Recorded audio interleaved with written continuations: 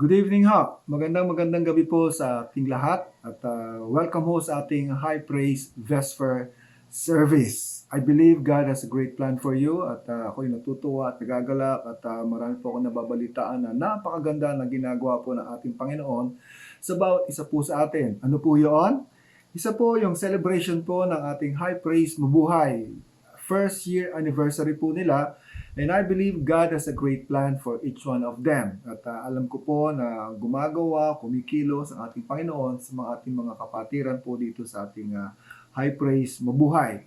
First year po, and there will be more years to come na gagamitin po itong lugar na ito upang marami pang makakilala sa ating Panginoon dito po sa ating High Praise Mabuhay.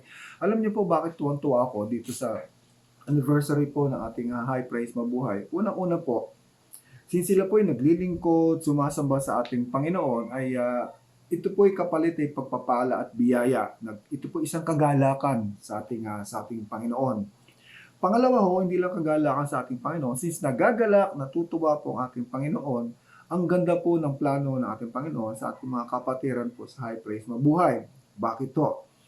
Ito po kanilang pananampalataya ay kanilang paniniwala, yung kanilang ginagawang paglilingkod, pagsamba sa ating Panginoon na isang napakagandang pamanaho sa kanilang mga anak.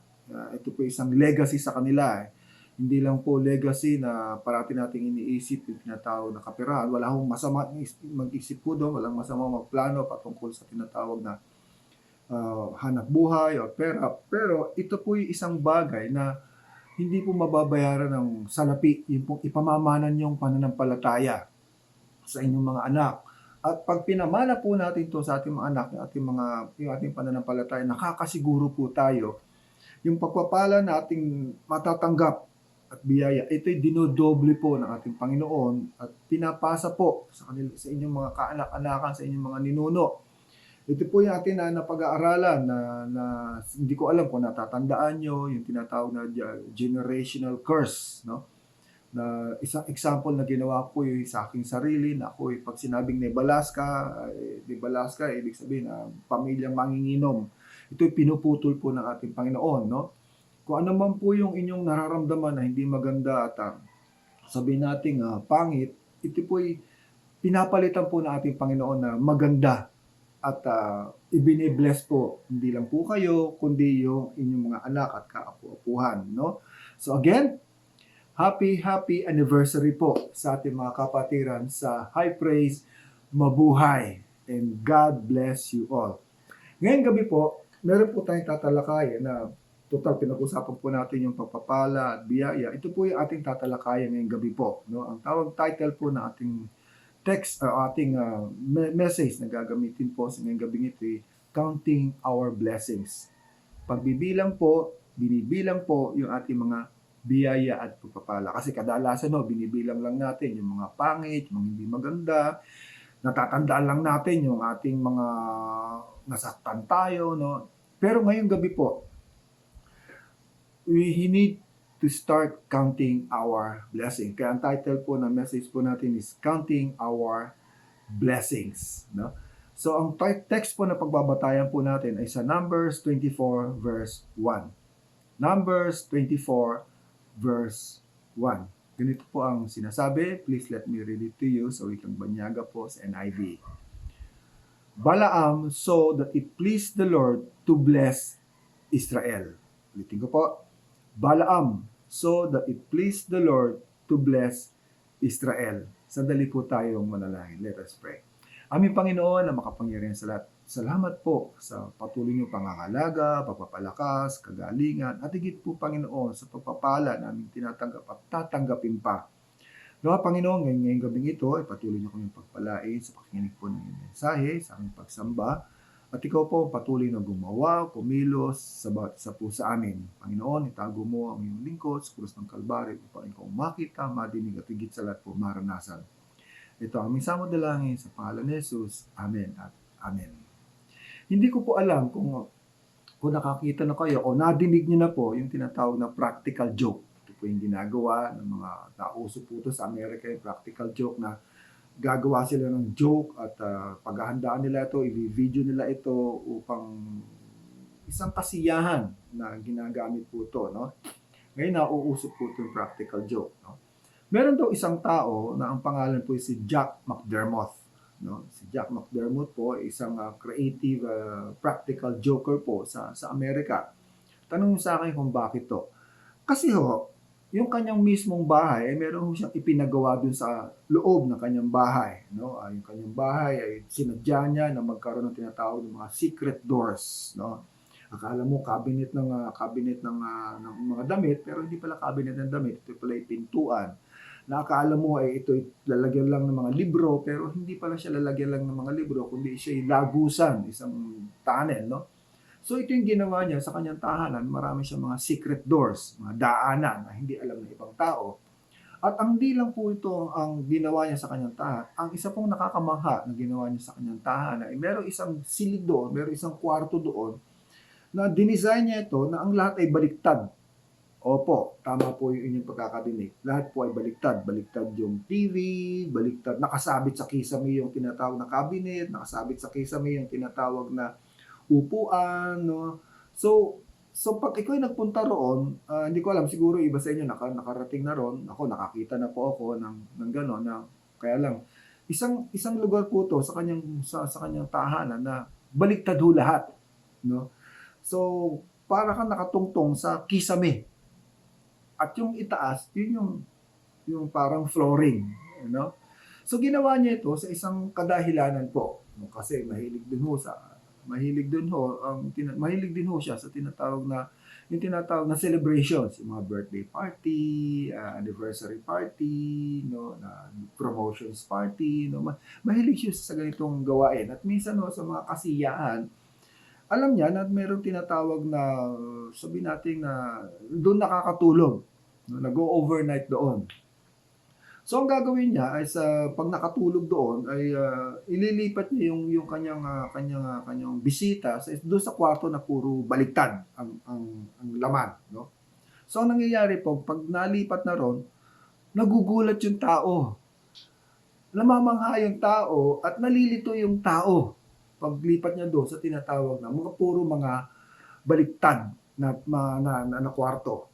Ito hong nabasa natin, ito po yung nangyari. Inutos po ng hari kay Balaam na sabihin mo sa mga taga-Israelites na ang lahat ng nangyayari sa kanila ay pangit at hindi maganda. In short, you curse Israelites. Sabihin mo lahat ng pangit at ito nga ang mangyayari sa kanila, no? Si Balaam po isang propeta na hindi naniniwala sa ating Diyos, no? At siya po ay naniniwala sa mga Diyos-Diyosan. At ang kanyang katangian, naniniwala sila na kapag sinabi na Balaam, yung isang bagay nito, nangyayari doon sa tao. So inutusan siya ng hari na ang sabihin mo doon sa mga taga-Israelite, yung mga pangit, yung mga hindi maganda, yung bang hindi kauunlad, hindi sasagana yung buhay ng mga taga-Israelite, ganoon ang sabihin. At hindi lang yon, isang uri ng salita na ginagamit po natin, no? Yung tinatawag na pagmumura na hindi maganda. Ito po yung isang bagay na pangit at nadidinig natin, no? Na siguro pag ikaw ay nagagalit, nagugulat, no, o kaya pag naiinis, no, ito yung nababanggit mo, yung tinatawag na word of cursing words, no? Sa Bible po, may sinasabi po patungkol sa by the way, no, yung nangyari po kay Balaam, kung babasahin niyo po yung sa Numbers, sa ating teksto, no, text sa Numbers 24, no, hanggang pababa, no, puro mga biyaya at pagpapala po ang sinabi niya patungkol sa Israelites, sapagkat ito yung sinabi ng ating Panginoon kay Balaam na itong sabihin mo sa mga Israelite, at walang magawa si Balaam kundi sumunod sa ating Diyos, no? So imbis na pagmumura, imbis na pangit na bagay ang sinabi niya sa mga taga-Israelites, yung mga pagmumura at pangit na bagay, no? So ang ginawa po ni Balaam, yun nga, puro magaganda at sinabi niya yung mga bagay na yon, no, sapagkat ay galing sa ating Panginoon. Ano ibig po sabihin nito? Yung mga pagmumura, yung mga pangit na bagay ay hindi galing sa ating Diyos. Ito'y galing sa inyo. Yung mga pangit na bagay na minsan nadidinig natin na pag tayo naiinis, sabi ko nga kanina, naiinis at nagagalit, ito yung lumalabas po sa ating dila, no? At ayaw po ito ng ating Panginoon.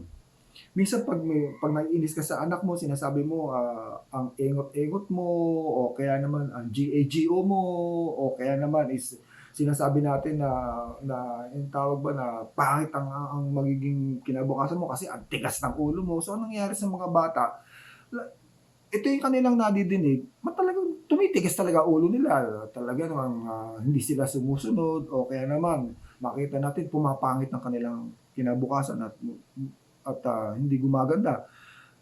Meron nung sinasabi ang Bible patungkol dito, no? Yung tinatawag na pagmumura.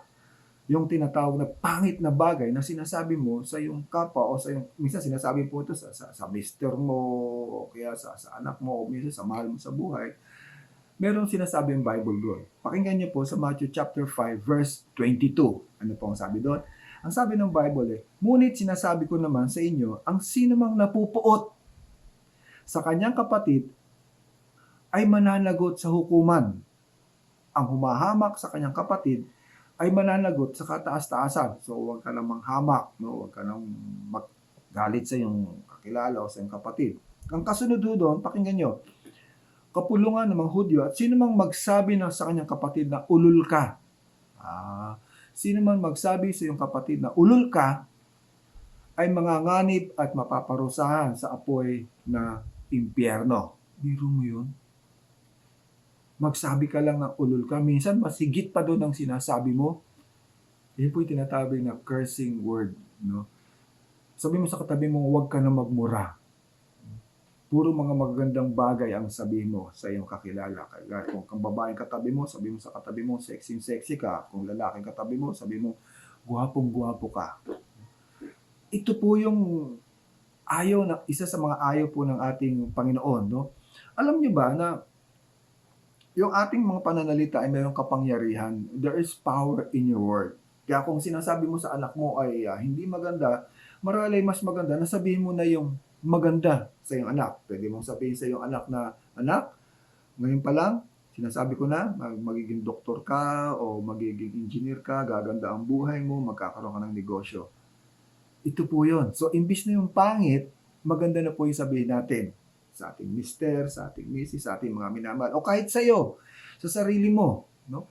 Sabihin mo sa sarili mo, nagaganda ang buhay mo, magaganda ang kinabukasan mo, no? Yung anak mo ay magkakaroon ng asawa na isa ring mananampalataya, no? Yung ganun ba na, of course, pangarap din natin sa mga anak, pinagpe-pray din natin sa mga anak natin na yung kanilang mapapangasawa isa ring mananampalataya na merong takot sa Diyos. Hindi lang takot sa Diyos, naglilingkod po sa ating Panginoon.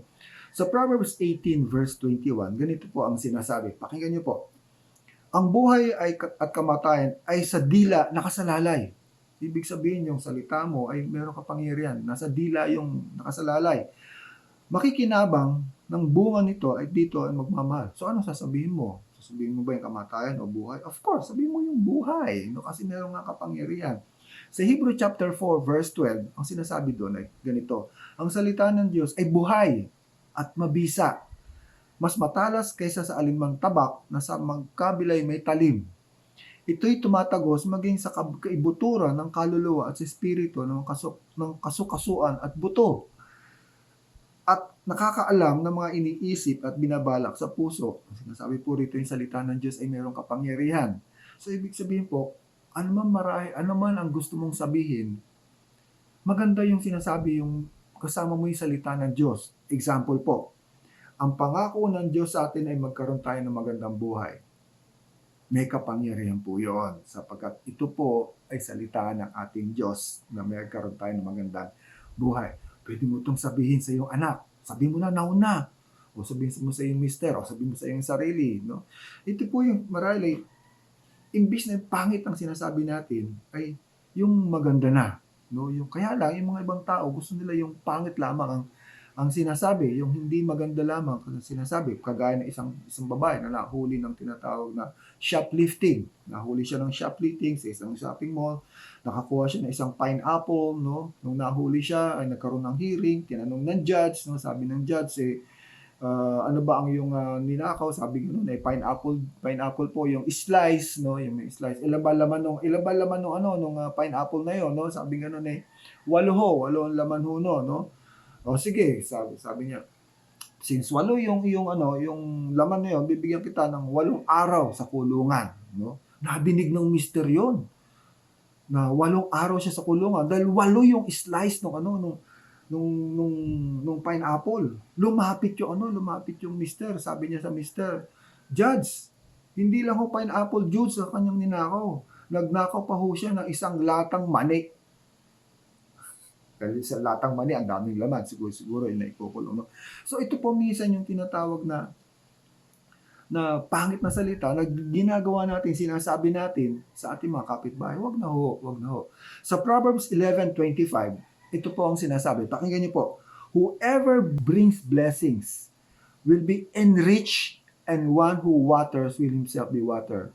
Ang sinasabi dito. Kapag ikaw ay nagsalita at nagdala ng pagpapala, kanino man, ito'y papalitan din ng Diyos ng pagpapala at ikaw ay kanyang didiligan.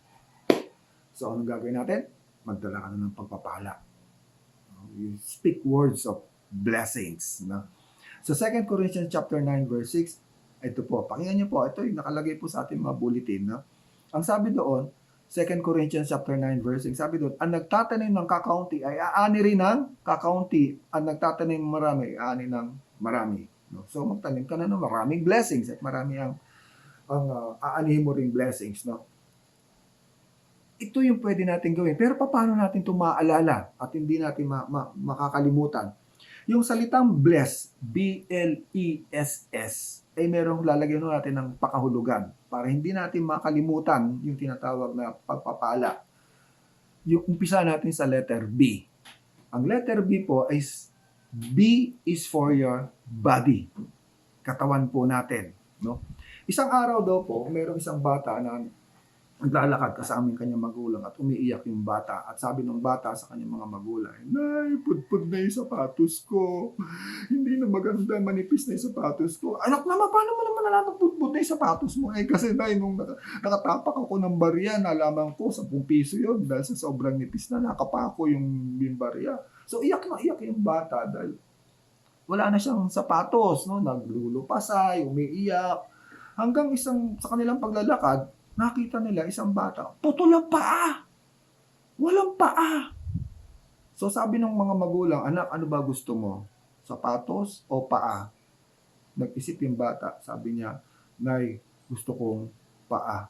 Minsan ho, sa ating mga pangangatawan, nakikita natin yung pangit, nakikita natin yung hindi maganda. Nakikita natin, ay buti pa siya matangos ang ilong, ay buti pa siya maputi, ay buti pa siya maliit ang tenga, no? Tinitignan lang natin yung pangit, pero ang hindi natin nakikita, yung pasasalamat po sa ating Panginoon na kumpleto yung ating yung ating mukha, no? Kumpleto yung ating kamay, no? Meron tayong paa, no? Isang pagpapala na makita natin na kumpleto po tayo. Kaya sabi mo sa iyong katabing, ang ganda-ganda mo. Yung sa kabila, ang gwapo-gwapo mo. Tignan po natin yung maganda sa ating katawan. Kumpleto tayo, kumpleto yung mata natin, kumpleto yung ilong mo, no? Pasalamat ka, hindi baliktad ang ilong mo. Sabi sa Psalms 139 verse 14, ito po ang sinasabi, I praise you because I'm fearfully and wonderfully made. Your works are wonderful and I know that full well. No? Tinitingnan po na, salamat po Panginoon at ako'y ginawa mo, pinagpuyatan mo, and I'm wonderfully made. Ikaw yon, no? Tingnan po yung maganda po sa atin, no? Yung kahit sabi mo, naku, buti pa siya, sexy, ako mukhang barilis, hindi. Sa paningin ng ating Panginoon, sa paningin mo mukha kang barilis, pero sa sa mata ng ating Panginoon, ikaw ay maganda at sexy. Kaya tingnan mo yung sarili mo, ikaw ay sexy at maganda at ganun din sa mga kalalakihan. Sa Ephesians chapter 2 verse 10, ganito po ang sinasabi, For we are God masterpiece. Alam niyo ba yung masterpiece? Pinaghirapan, pinag-isipan. Sabi ganun, ikaw yun. He has created us anew in Christ Jesus so we can do the things He planned for us long. Kung ang tingin ng Panginoon sa iyo ay maganda, dapat ganun din sa sarili mo. So B is for body, L is for labor. No? Yung inyong pinaghirapan, yung ginagawa. Isang araw daw po, merong isang bulag na bata, namamalimos, no? At nakalagay doon sa kanyang sinulat o may nagsulat siguro doon sa kanyang board, no? Para malaman ng ibang tao, nakaupo siya sa isang tabi. Ang nakalagay doon ay, I am blind, please help me. Para sa Tagalog, bulag ako, tulungan niyo ako. Nakita niya, konti lang, nakita na. Kasi nadidinig niya na konti lang yung pumupunta ng coin doon, no? Daan lang na daan yung mga tao. Hanggang isang lalaki ang nagdaan sa kanya, no? Kinuha yung kanyang board, pinalitan yung nakasulat, no? Nung pinalitan ng lalaki, nung nakasulat, no? Marami na ang nagbigay sa kanya, marami na ang nagpalimos sa kanya, at marami na ang naawa sa kanya, no? So naramdaman niya yon na may lumapit sa kanya at parang may kumuha doon sa board niya at pinalitan yung sulat, no? Bagbuot no, marami na ang nagbibigay sa kanya. So sa kanyang curiosity, merong isang lumapit na tao. Sabi niya, teka muna, pwede niyo bang tulungan ako? Bakit to? Pakibasa nga kung ano nakalagay dito sa board, no? So binasa ng lalaki, ang sabi doon sa board na yun, today is a beautiful day, but I cannot see. Ang araw nito ay napakaganda, pero hindi ko nakikita. Pinalitan lang doon sa litanya yun, at marami na ang nagbigay. Nakita yung kagandahan, nakita yung kabutihan na meron sila sa kanilang hanap buhay. Yung bata ay naawa sila doon. Anong sinasabi ko po, no? Whatever source of income that we have right now, we need to appreciate, we need to give thanks to our God. Ano man ito. Because this is what God have entrusted to us. Ikaw man ay mababa, ikaw man ay laborer, ikaw man ay empleyado, ikaw man ay negosyante, no?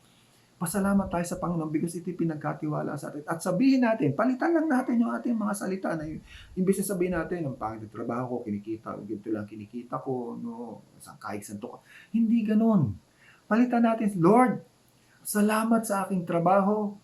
Bagamat hindi ako kagaya ni Ayala, hindi ako kagaya ni Gokong Wei, hindi kagaya ako ni Lucio Tan. Pero, mabait naman ang mister ko, mabait naman ang misis ko. Sabi mo sa mister mo, ang bait-bait mo, samahan mo na I love you. Ganun din sa misis mo, sabi mo yun na ang mabait-bait ang misis mo, no? Minahal kita, no? Yung ganun ba na mas makita mo yung kagandahan, imbis na yung tinatawag na kapangitan. Yes, may mga bagay na pangit, pero mas marami yung bagay na maganda, kaya lang ginagamit po ng demonyo na makita natin yung pangit. Sa Psalms 124 verse 1, ganito po ang sinasabi, the earth is the Lord, and everything in it, the world and all live in it. Ang may-ari po nito, lahat po nitong may-ari nito, ay ating Panginoon. Siya yung gumawa nito, no? Yung puno, yung bahay mo, no? Lahat at God has permitted you to have all of those things. Sa Genesis chapter 2 verse 15, ganito po ang sinasabi. Pakinggan niyo po. The Lord God took the man and put him in the Garden of Eden to work it and take care of it. Ang sinasabi po dito, ang lahat ng bagay na ginawa ng ating Panginoon ay ipinagkatiwala po sa atin po at sa inyo. Nasa anumang kalagayan ka ngayon, no? Pinagkatiwala sa iyo ng ating Panginoon. Ito man ay trabaho, ito man ay negosyo, ito man ay pag-aaral, no? Sabi mo sa katabi mo, manager ka. Pinagkatiwala sa iyo to manage yung inyong trabaho, yung hanap buhay, no? Kaya mahalin po natin to sapagkat ito pinagkatiwala sa atin ng ating Panginoon, no? And we give thanks to our God for what we have, no? At pagplanuhan pa ho natin at expect pa ho natin yung mas magandang bagay na dadaling po sa atin ng ating Panginoon. Pangatlo, B is for body, L is for the labor that you're having right now, E is for emotions. Ano yung emotions? Emotions po, isang parte ng natin na ito po yung inyong nararamdaman. Emotions, ito po, nagagalit ka, nainis ka, natutuwa ka, no? Nababato ka. Ito po yung emotions, no? Ang tawag po ito yung emotions po, no? Isang araw daw po, kapag sa Amerika daw po, pag meron silang ginagawang submarine, no? Tinetest daw po nila ito. ang pag-testing nila dito sa submarine nito ay pinalalaot nila sa oceans at pagpalaot nila sa oceans ay inilulubog nila ito sa pinakamalalim na lugar na kaya ng submarine, no, sa tawag nila ocean floor, no. So ito isa daw submarine ang gumawa nito at nagtagal itong submarine nito na hindi lang isang araw kundi maraming buwan. Nandun lamang siya sa ilalim ng oceans, no. At habang siya ay nasa ilalim ng ocean, doon sa kanyang ibabaw ay meron palang nangyayaring bagyo. Napakalakas na bagyo. Bakit ito napakalakas? Kasi meron pa ring ipo-ipo doon sa ibabaw ng bagyong iyon, doon sa kasama ng bagyong iyon. At hindi lang yon, no? Hindi lang isang bagyo, kundi dalawang bagyo na nagsalubong. So in short, matinding bagyong ito na hindi lang tumagal ng ilang araw, kundi tumagal ng mahigit isang linggo. No? So nung dumating yung submarine, meron kagad nagtanong sa kanila. Ang tanong nila ay, naramdaman nyo ba yung bagyo habang kayo nasa ilalim ng tubig, nakalubog doon sa ilalim ng tubig? Ang sabi ng kapitan, hindi naman, wala kaming naramdaman na bagyo. Parang wala naman, no? Bakit po kaya? Ang sikreto, sila ay nakalubog sa ilalim ng dagat bagamat may bagyo doon sa ibabaw. Mga kapatid, mga kaibigan, sa atin hong pangyayari sa ating mga buhay, marami po tayong nararamdamang bagyo. Pero kapag ikaw ay nakalubog sa salita ng ating Panginoon, nakalubog ka sa panalangin, nakalubog ka sa pagbubulay-bulay, sa kabutihan ng ating Panginoon, yung emotions ay naaalagaan nito at hindi mo ito nararamdaman. Kaya sabi mo sa katabi mo, lumubog ka sa salita ng ating Diyos. Ito po isang biyaya at pagpapala na sinasabi po sa atin ng ating Panginoon. Kaya sa John chapter 14 verse 27, ganito po ang sinasabi. Peace I leave with you, my peace I give you. I do not give to you as the world give. Do not let your heart be troubled and do not be afraid. Isang katahimikan ang iniiwan ko sa inyo. At huwag ninyong pabayaan na ang inyong puso ay guluhin ng mundo. Ang ganda. Ayaw ng ating Panginoon na tayo magalumihanan, na-apekto niya ating emotions, no? Of course, paminsan-minsan yung biglang dating ng problema, naguguluhan tayo. Pero ibalik natin na sinatawag, meron pala akong Diyos, meron pala akong Panginoon, siyang bahala sa aking problema, ipapanalangin ko to, no? Itong sinasabi ng Bible, no? Ito po yun. Once na ilubog natin ang ating sarili sa salita ng Panginoon, sa biyaya at pagpapala, sa panalangin, ano man ang kaguluhan, meron tayong tinatawag na katahimikan, no? Sa Psalms chapter 4 verse 8, ganito po ang sinasabi, in peace I will both lie down and sleep. For you alone, O Lord, make me dwell in safety. Sabi po ito ng manunulat, sa katahimikan at biyaya, sa katahimikan, ako'y matutulog. Siguro tululaway pa. Tandaan po natin, itong sumulat po nito isang mandirigma at napapaligiran ng kaaway. At napapaligiran ng kaaway, siya ay makakatulog. I-practice po natin to. Kasi isang biyaya at pagpapala. Una ho, B is for your body. No? Kompleto ka, pasalamat ka, kompleto yung katawan. No? Kahit sa tingin mo ay pangit, pero sa tingin ng Panginoon, ito yung napakaganda. L is for labor. No? So Lord, salamat po sa binigay niyo po sa akin. Thank you po. E is for your emotions. No? Lumubog tayo sa salita ng ating Panginoon. S is for social. No? So, ibig po sabihin social, ibig yung mga relasyon natin. No? Si Paul Tillich po, isa po siyang theologians. No? Isa po ito sa mga, marami po siyang libro na naisulat. At since marami siyang libro na isulat, karamihan po sa mga seminaryo ay required reading materials po itong sinulat ni Paul Tillich. Kaya lang, meron siyang paniniwala na iba hindi matanggap. Ang tinatawag po na hindi po siya naniniwala sa tinatawag na virgin birth. No? In short, ang naniniwala siya na si Birhen Maria hindi birhen. So, minsan naimbitahan siya sa isang eskwela upang magsalita, upang patunayan at bigyan ng proof na hindi totoo yung tinatawag na virgin birth. No? So, umabot ng 1-2 oras yung kanyang pagsasalita. Sa bandang parte ng kanyang pagsasalita, Sinabi niya na meron ho ba kayong katanungan, yung tinatawag na open forum. No? Walang nagtaas ng kamay, mga ilang segundo, hanggang biglang after mga few seconds, may nagtaas ng kamay sa bandang likuran. At sabi niya, yung sinasabi mong virgin birth ay hindi totoo. No? Mali yung iyong proof. So tumahimik si Paul Tillich. Ito po yung totoong pangyayari sa isang university. No? Nung tumahimik siya, hindi nakati si Paul Tillich, ano yung basihan kung bakit hindi totoo ang virgin birth? Sumagot yung nasa likuran. May microphone din siguro doon sa likuran. Ang sabi niya ay ganito, no?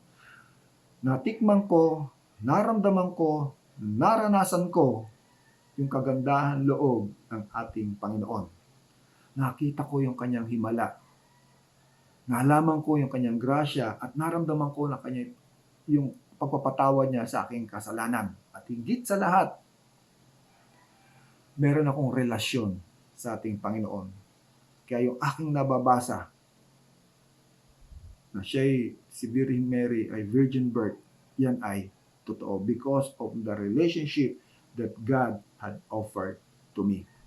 Mga kaibigan, mga kapatid, salamat sa relationship. Because of this relationship, we have experienced the blessings, the mercy, the grace, the forgiveness of our God. Sabi po sa Colossians chapter 3 verse 15, let the peace of Christ rule in your heart. Since as a member of one body, we were called to peace and be thankful. This is a love for the family and a relationship for the family. Sa Hebrew chapter 10 verse 25, not giving up meeting together as some are in the habit of doing, but encouraging one another, and all the more as you see the day of approaching. That is the relationship between friends, brothers, and sisters. No? Kaya sabihin mo sa katabi mo, huwag kang hinto umaten ng K-group. At higit sa lahat po, sa John 11 verse 25, ito po ang sinasabi. Jesus said to her, I am the resurrection and the life. He who believes in me will live even if he dies. That is a relationship po sa ating Panginoon that we will experience that relationship. That is important po. The blessings of having a relationship. So ano po yung una? B is for your body. Salamat po sa ating katawan. L is for the labor. Salamat po sa ating pinagkatiwala ating Panginoon mga hanap buhay at trabaho. E is for the emotions. Inaalaga natin Panginoon yung ating mga emotion, yung ating galit, yung ating sama ng loob na once na lumubog tayo sa salita nating Panginoon. At S is for social, the relationship that God has given to us. And lastly, S for spiritual. Ating pong kalagayang spiritual. Meron daw isang mama na bumili ng rose. At nang siya'y bumili ng rose, sabi niya, kaya ako binili ito kasi para sa aking sa aking minamahal sa buhay, para sa aking girlfriend, no? So sabi niya, ano kaya bibilhin ko? Yung isang dosena o yung 19 pieces? So nagtanong yung gumagawa ng rose. Sabi niya, bakit 19 pieces? Kasi yun yung edad niya, 19. Kaya bala ko bumili ng 19 pieces of rose. So sabi nung gumagawa, sabi niya, kung isipin ko yung negosyo, pabibili ko sa kanya 19. No? Pero pag hindi negosyo, pabibili ko sa 12. No? So sabi niya nung gumagawa, nung rose, yung di-design, no? Sabi niya, ganito na lang. Kasi pag binili mo yung 19 na yan, pagdating pag napangasawa mo siya, no?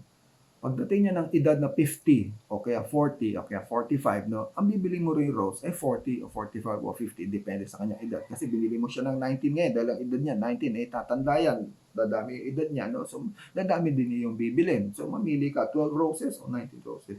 Natakot yung lalaki. Naisip niya kagad yung kanyang gagastusin. No? Kinabahan siya.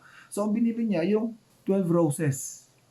Mga kapatid, mga kaibigan, ang ating Panginoon, hindi po siya natakot, hindi siya kinabahan nung binigyan tayo ng kaligtasan upang lumago yung ating spiritual life. Buong-buo niya itong ibinigay.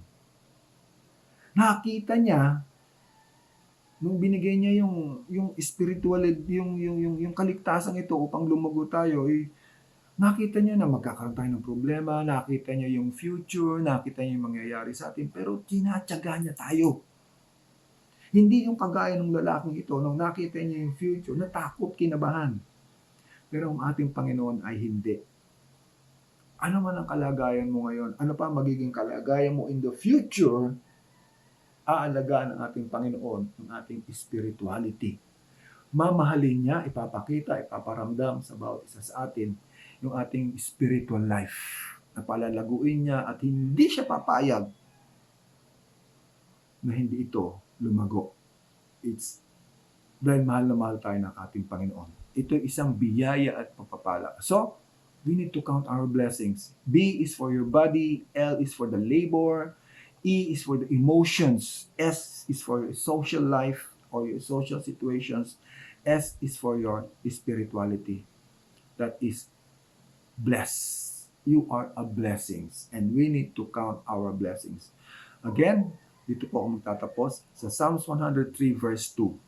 Bless the Lord, O my soul. Forget not all His benefits. Tandaan lahat natin. Huwag natin kakalimutan kung kailangan mo ilista mo yung mga payaya at papapala. Kung di ko pa naglilista, umpisa mo na kami nila Ate Beth, naglilista po kami. Natatandaan namin yung biyaya at pagpala na binigay sa atin ng ating Panginoon. Tandaan po natin yun, huwag natin kakalimutan. Ephesians chapter 5 verse 20, giving thanks always and for everything to God the Father in the name of our Lord Jesus Christ. Mahal na mahal po tayo ng ating Panginoon. At hindi ito ating Panginoon na tayo bigyan ng biyaya at pagpapala. In fact, isang magandang biyaya at pagpapala na binigay sa atin ng ating Panginoon nung siya'y namatay sa krus ng Kalbaryo. Namatay siya para sa inyo. Mahal na mahal kayo ng ating Panginoon. At handa siyang gumawa, kumilos, tumugon para sa ikabubuti po natin. Lalong higit sa ating kinabukasan. Let us pray. Aming Panginoon na makapangyarihan sa lahat, salamat po sa mga biyaya at pagpapala na aming tinatanggap sa pang-araw-araw. Bagamat paminsan-minsan, Panginoon, ay hindi namin nakikita ito sapagkat gumagawa, kumikilos, patuloy ang aming kalaban. Pinapakita ng aming kalaban ang mapangit, hindi maganda.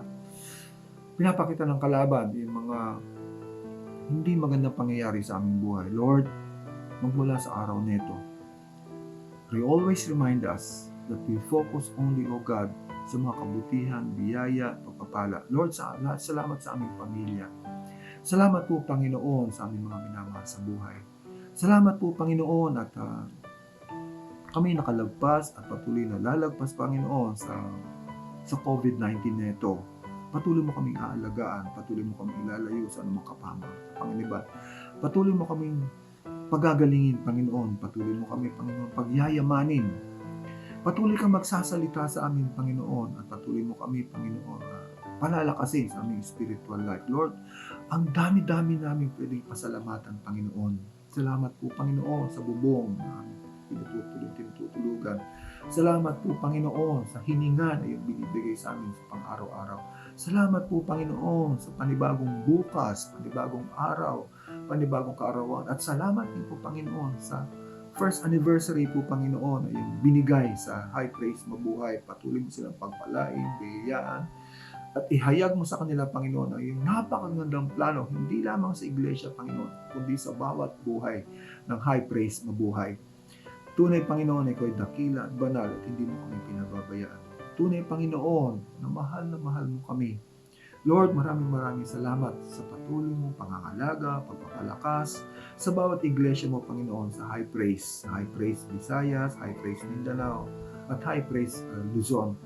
Salamat po, Panginoon, at inaalagaan mo, binibigyan ng karunungan, proteksyon, pangangalaga, financial breakthrough, Panginoon, sa iyong mga pastor, sa iyong mga leaders, Panginoon, sa High Praise churches na ito. Salamat po, Panginoon, sa iyong mga lingkod, patuloy na gumagawa, naghahayag sa iyong mga salita, sa pamagitan po ng kanilang mga buhay.